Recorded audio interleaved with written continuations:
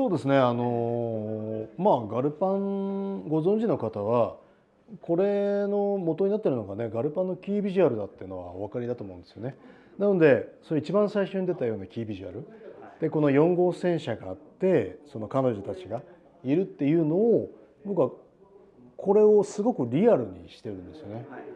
でも、もともとは、これって要はセルの、要はキャラクターだったわけですよ。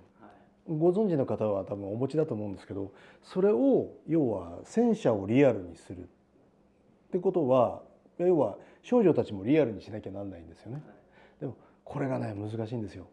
実際に本当にリアルなバランスで、人間の目の大きさと口の大きさでやるとですね、気色悪くなるんですね。ただのコスプレイヤーになってしまうんですね。でもそうすると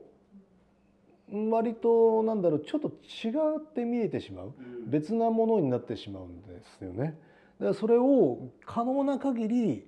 元のセルに近づけながら、本当の戦車に合うようなキャラクター性っていうのを描くのが本当に大変だったんですよね。ここのね、お菓子とかも実際にセルであるんですけど、それをなるべくリアルなお菓子で絵描いて、ここに紅茶の瓶とかもあるんですけどね、それのね反射もねちゃんと気を使いながら描いたり、でもちろんちょうどね、僕この戦車描く時にロンドンで仕事で行ってて、ちょうど戦車博物館に行く機会があったんで本物を見れたんですね。だからすごく質感とかもこだわって描くことができましたよね。一番気にして描かれたところとかってのはあるんでしょうか？そうですね。このイラストで思い出すのは実はですね、槍ですよね。この槍の形状がですね、本当に難しくてですね、これはやっぱり手でいろいろ追ってみても、どうしてもね螺旋状に見えそうで見えなかったり、うまく描けなかったっていうのが印象的ですね。なので必死にプラモデルのそのいただいたやつを写真でチェックしながら、比べながら、こうかなって言いながら描いたのを覚えてますね。特に「エヴァンゲリオン」はですね、結構CG というか全くCG 的なアプローチをしないで、もう手書きで最初から進めちゃうことが多いので、全体的に言えば本当に普通のイラスト、要はアナログイラストとあまり見分けがつかないぐらいにまでは消化しているつもりなんですよね。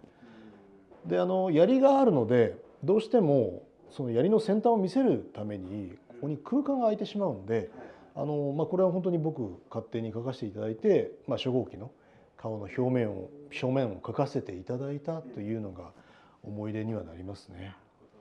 なのであえてここら辺もあまりかっちりしない、アナログ的な要素を残しながら仕上げてるっていうのはすごく意識して作った点ではあるし、あとちょっと見てもらうと分かるんですけど、緑色の部分ってそもそもエヴァンゲリオン発光してるんですよね。だからその部分を表現するために緑色の、明るい部分のブラシを吹いているっていうのがここら辺に見えて取れると思いますね。さっきのに比べるとかなり背景が激しめというか、これ何をやってるか分かると思うんですが、ファンはね、AT フィールドを破った瞬間なんですよね。口も開いていて、かなり激しい力の、この開くっていう感じを、これもう本当にね、自分の手で何度も何度もやって、あれこんな感じかなこんな感じかなって言って、意外とそのプラモデルってそんなに自由度がないんですよ。でもやっぱりエヴァンゲリオンってそういう人間らしい動きをするロボットなので、そこら辺の力の表現っていうのを、ここら辺の二頭筋とか三頭筋、前腕のあたりの筋肉とか、また手のこの向きとかでこだわって描かせていただいた感じがしますよね。今見てもというか、結構荒々しさがよく表現されてるなと改めて思いますね。多分ね、そんな時間かけずに描いちゃったんですよね。多分5日ぐらいで描けてると思いますね、これ。一体一体エヴァンゲリオンをね描くのがねすごい楽しいんですよ。筋肉の動きとかに人間に近いので、それをやっていくとね、自然にね描けてしまうロボットですよね。そういった意味では描くのがとっても、楽しいメカというか人ですよね。これ緑すごいですね。そうなんですよね。これ綺麗に出ました。本当発光してるみたいですね。えこれ紙なんですもんね、普通に。そうなんですよね。これ特色じゃないんだ。特色じゃないですよね。特色じゃなくてこんなに光るんだ。この反射光で蛍光のようなすごいですね。ふわー、これまあ僕も結構代表作として、エヴァの中でも代表作としていろいろ出させていただくイラストではあるんですよね。やっぱり僕大好きな、これ碇玄道ですけど、人とメカの対比、アニメーションでもこれ激しく殴るシーンですよね。それでこの今のこの光、指の先端の光がこうやって尾を引いてるってことは、これから殴るために引いていってるんですよね。だから本当にこっからが大変なシーンになるっていうところを描いたものなので、この手とか正直言うと僕の手なんですよ。そうなんですね。僕手見ながら描いてるんで、やっぱりなんかそういう風にしながらやってると、やっぱりどうしても自分の似たパーツを作りたくなっちゃうとか、そうなっちゃいますよね。あとはここに飛んでる破片だったり火の粉だったりするのは割となんかその情景を描くため、この静止してるように見えて静止してない、この光もこのいろんなところで尾を引いてるんですよね。こっちは引いている、でもこっちの緑はこうなってるんで、こっちは進んでいる方なんですね、こっち向きに。引いてる方はこう見て、こういう全体的にこうエヴァンゲリオンこういうふうにこうなっているイメージなんですね。でそれが光を通して体感してもらえるかなと思って、描いています。これ画布の扉の直前で、これ正直言うとですね、これ劇場版公開前に僕書いたものなんですよね。まだ商品仕様は固まってるけど、劇場の内容は一切知らされない状態で書いたので、どんなシーンがあるかっていうのは明確には僕教えてもらってないんですよ。だからすごい悩みながら書いたシーンではありますね。これね複雑なんですよね。一本一本細い金属棒というのが伸びてましてですね、非常に痛々しいデザインというか、なのでもう、プラモデルは実はねこんなに細くなくてもっとぶっといんですよ。折れちゃ困るので。そこら辺は劇中のその設定資料を見ながらそのぴったり合うように書かせてもらってます。これチェーンソーが2つ、チェーンソーっていうのかな、回転するノコギリですよね。回転ノコギリが2つくっついてるものなんで、それをですね画面上に長いものなんですけど入れながら、かつこれが何かを分かるように描くっていうのはなかなか難しかった記憶があります。これご存知の方は多いと思いますけど、2号機の活躍シーンですね。でなんとアーレイバーク級の護衛艦を踏んづけながら登場するという、本当にもったいないシーンというか、この船高いんですよね。でも逆に言うと僕結構昔からこの護衛艦というかね、イージス艦が大好きで、それをかけるっていうんでわざわざこのシーンにさせてもらいました。この布はねプラモデルについてるっていうことでね、本当にいい形のやつがついててですね、これ見ると本当に巨大感すごいですよね。実はプラモデルはねここまではねやっぱり巨大に見せることはできないんで、いろいろ工夫しながら実は足をかなり太くしたり大きくしたり、バランスを自分で調整しながら大きく見えるように。でも顔が下から見上げるとなんだか分かんないので、ちゃんと2号機に見えるように工夫して描いた覚えはありますね。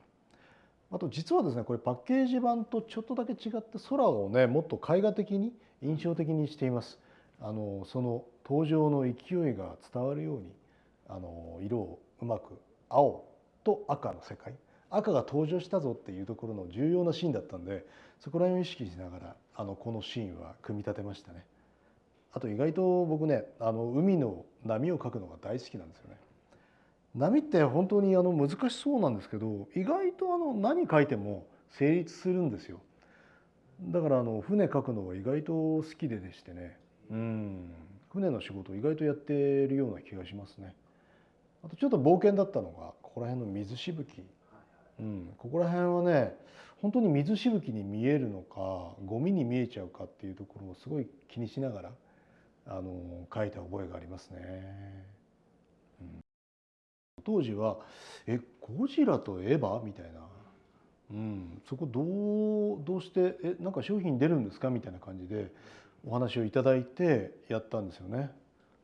これ確かオリジナルゴジラではなくてファイナルウォーズかなんかのゴジラで、それを映画を見て、ここの赤い発光してるのが、エヴァンゲリオンのこれに近いということで、確かそういうことになったんじゃないかなと思います。配色もいつものエヴァではなくてゴジラっぽいちょっと黒っぽい色で、かつ発光しているっていうのを表現しているものなので、いやーなんかここまで実はエヴァって顎とか開かないんですけど、無理やり絵的な嘘をつかせていただいて開かせていただいて、ちょっとゴジラっぽく描かしてはいただいたつもりです。非常に別にこの映像作品があるわけじゃないからなんか難しかったっちゃ難しかったんですね。だから指とかもなんか今回その場合は僕の指ではなくて結構長い指なんですよこれとか。若干異星人っぽいようなのをすごく意識して描かせていただいたっていう思い出はありますね。この絵って先ほども説明したかもしれないですけど、僕がそんなにパトレイバーの仕事をまだしてない時に描かせていただいた作品なんですよね。そういった意味では僕学生時代にパトレイバーが大好きでP クラブというパトレイバーファンクラブに入ってたんですよ。でそのぐらい好きだったもので、それぞれのキャラクターだったりストーリーに思い入れがあって、これは実際にはテレビ版の確か DVD だったのかな、なんだけどさまざまに他の要素も入れてありますね。もちろん主人公のノアがいたり、その特殊二課のみんながそれぞれの場所にいるんですよね。一人も欠けることなく。ここには隊長がいて、で手前には整備員のしげさんがいて、ここに見てもらうとですね、ワンちゃんがいて、これおしいさんのワンちゃんなんですね。バゼットハウンドなんですけど、あとはその劇場版のイメージしたカラスがいたり、そのヘリコプターがいたりで、かつ新宿、当時新都心って呼ばれてましたけど、それが遠くに見える。僕実はねパトレーバーが大好きで、最初に東京に住んだ時都庁が見える場所に住みたいって言って初台に住んだんですよね。そうだったんですね。で常に都庁が見えるのが嬉しくて、パトレーバーファンとしては。だからなんか今でもちょっと都庁を見るともう頭の中ではパトレーバーの音楽が流れるって感じですね。本当に僕はこれはカロリーが詰まった、僕の青春時代が詰まった絵ですね。これレイバーキャリアです。レイバーを運ぶ車です。これレイバーいますけどね、イングラム2号機がいますけどね。これ僕昔見た時に原作版というか旧 OVA ではこれは出てこないんですよ。もっとシンプルな車なんですよね。で劇場版以降この車が出てくるんですけど、この車がね僕結構好きでかっこよかったんですよね。でしかしこれがですね後々に分かって衝撃だったのが川森昌司さんのデザインだったんですね。僕の師匠みたいなもんなんで、また僕は川森さんのデザインがやっぱり好きなんだなと、思ったのがいい記憶ですよね。もちろんこの指揮者だったり、相変わらずさっきの絵と同じで特殊二課の面々だったり、今回はやっぱり整備員の皆さんここら辺に立ったりして、そのレイバーって 8.02 メートルしかないので大きさは割とちっちゃいロボットなんですよね。それが分かるように丁寧に人を配置してますね。一応ここにパトロールヘリも飛ばしてやってます。実はこれ夜すごい寒かったんですよね。都庁前に行って一人でここで車両が置けるかどうかを検証しにいろいろ歩き回って写真撮ってなんかね、あの時冬だったんで寒かったんですよね。でもなんかそれはまたいい思い出ですよね。パトレイバーってすぐ現地に行けるから結構いいっすよね。うん。イングラムだけじゃなくてさまざまな作業用レイバーが大好きなんですね。やっぱりその作業用レバーを描くっていろいろな汚れだったり実際現場で使われているっていうのが絵として描ける。やっぱりその街中でいるクレーンとか高所作業車とかああいう重機とすごいつながりがあるんですよね。それを再現できるっていう意味では僕は本当にブルドッグのこういう爪とかいろいろな色はげっていうのを、そしてこのパイロットというかもう本当に作業する方の様子とかも丁寧に描くのがもう楽しくて楽しくて、これを描かせてもらってよかったなと思ってますね。これ舞台は上野のお寺さんの前なので、実は実際ここの前に行くとですね、もう信号機とかがね現代の LED に変わっちゃってるんですね。ただパトレイバーの世界っていうのは1990年代とか2000年の話なのでまだ LED には変わってないはずだから、昔の信号機をつけてみたり昔の車を手前にしてみたり、そういうことをしていろいろ遊んでますね。うん、これも僕の好きな構図の一つです。まあ抽象画に近いんですけど、アトムと地球とそれを結ぶ何ていうんですかね、そのさまざまなネットワークだったり人々の思いっていうのを線で表現したものですね。だからこの細さを出すために徹底的に解像度を高くして細い線を生かしたんですね。うん、だからこれ割となんか僕の絵としては珍しく女性からこの絵が好きですとおっしゃっていただいたり好評だったような記憶があります。とはいって実際にこの絵出していただくにあたってとても難しい色合いなので、実際にまあこのイラストって本当に難しいと思うんですけど、今回ねアクリルのところに印刷していただいたんで、実は後ろから光当てるととても綺麗に見えたりはしますね。こうやって見るとなんか本当にね絵が浮き出てるような感じがするんでね、やっぱり最近の印刷技術の発展と、色が出るようになったっていうのはすごく嬉しいなと思いますし、やっぱりこの絵は、自分で描いててなんですけど、結構綺麗だなと思います。はい。これ実際出してもいいですか？これ確かに重いし、これ裏側サインはしてるんですけど、こういう質感なんですよね。本当はこういうツヤツヤのところなんですね。ツヤツヤだったんですけど、それをあえて錆びさせて、なんで錆びさせてるので一点も同じのはないんですよね。一つずつ全部違ってます。なるほどね。なんかやっぱりスコープドッグとかねボトムズの世界観って結構金属の男の世界っていう感じなんで、こういうのはぴったりなのかもしれないですよね。だから所有感はすごく満たしてくれますよね。やっぱりボトムズってちょっと特殊な世界観ではあるので、面白いなと思いますね。実際このボトムズの中でもスコープドッグというかこのシリーズは僕も大好きなんで、今回個展でもね3枚プリントしていただいたんですけど、ブルーティッシュドッグと普通のキリコのスコープドッグとバーコフ招待のパッケージですよね。それぞれになんか結構ね色が暗い部分があるんですけど、明るい部分と暗い部分の明暗度も結構綺麗に出てて、かつ触るとザラザラ感があってすごく頼もしいというか、面白い絵ですよね。ここら辺とか僕は大好きな高荷義行先生という超ベテランのイラストレーターの方の絵を参考にしながら迫力に近づけるように描いたっていうような絵なので、僕にとってもすごく思い出が深い絵になってますね。